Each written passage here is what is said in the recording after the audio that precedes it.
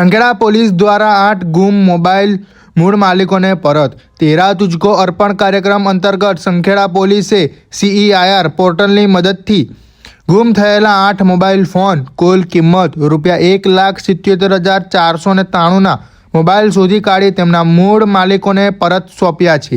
Police અધિકારીઓના માર્ગદર્શન હેઠળ સંખેડા પોલીસ સ્ટેશનમાં નોંધાયેલી મોબાઈલ ગુમ થવાની અરજીઓના આધારે મોબાઈલના IMEI નંબર દ્વારા કેન્દ્ર સરકારના ટેલિકોમ મંત્રાલયના CEIR પોર્ટલ પર તપાસ હાથ ધરવામાં આવી હતી। તપાસ દરમિયાન અલગ અલગ કંપનીના કુલ 8 મોબાઈલ મળી આવતા મૂળ માલિકોને પરત આપવામાં આવ્યા હતા।